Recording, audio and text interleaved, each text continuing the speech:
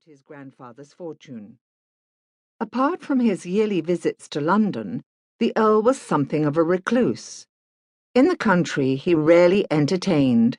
The management of his estates and farms took up all his time. There were many female relatives who had tried from time to time to suggest that he needed the soft touch of a lady about the place, but he had parried off their offers successfully, saying he was quite happy as he was. And that, he realized with surprise, had been the case until a few months ago.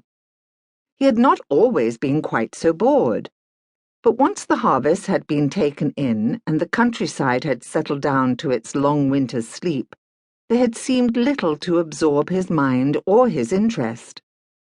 His well-trained servants came and went like ghosts, anticipating his every need. He watched the raindrops pattering against the glass, meeting and joining to form rivulets. The fire cracked behind him on the hearth, and the clocks ticked away the tedium of the hours. He had sent his carriage to bring Master Frederick home. Home? Well, he supposed Berham Court would be the lad's home until he decided what to do with him. The blurred window panes threw back his reflection, a ghostly earl with thick black hair growing to a widow's peak on his forehead, above a harsh and handsome face, with a high-bridged nose and firm mouth.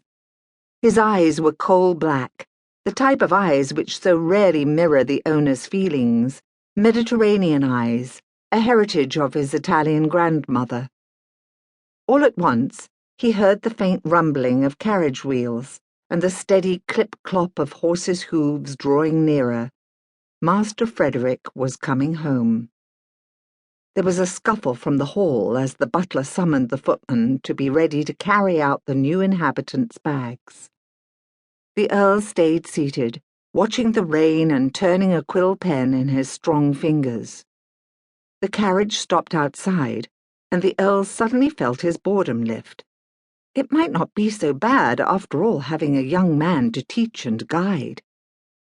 The double doors to the library were thrown open. The butler, Hickey, announced, "Master Frederick Armstrong." The Earl got to his feet and turned around. For a long moment, Frederick Armstrong and the Earl surveyed each other in silence, each fighting down feelings of disappointment. The Earl saw a small, slim boy in a dun-brown coat, old-fashioned knee breeches and buckled shoes. His hair was carroty red, and his eyes were very clear and very blue, with thick, curling lashes. But his face was pretty and girlish, and his small figure was so slight that it looked as if a puff of wind would blow it away. Freddie Armstrong saw facing him a very tall and imposing man with broad shoulders, slim hips, and long, powerful legs. His black hair, growing to a point, combined with his coal-black eyes and handsome, harsh face to give him a satanic appearance. The Earl of Berham was not at all the kindly old gentleman Freddie had fondly pictured. "You are not old," he blurted out, staring at the sculptured whiteness of the Earl's cravat and wondering how such a miracle had been achieved. "Did you expect me to be old?" "I was led to believe that the Earl of Berham was quite old," Freddie answered falteringly. "I think that when your grandfather made his will, he was thinking of my father," said the Earl gently. "They were great friends once upon a time." "But I was left in the care of the 10th Earl," said Freddie hopefully, as if already looking for a way out of the arrangement. "I am the 10th Earl. The 9th was my father. Come and sit by the fire and warm yourself. You have had a long and fatiguing journey." Freddie punctiliously waited until the Earl was seated on one side of the fireplace before cautiously seating himself on the other.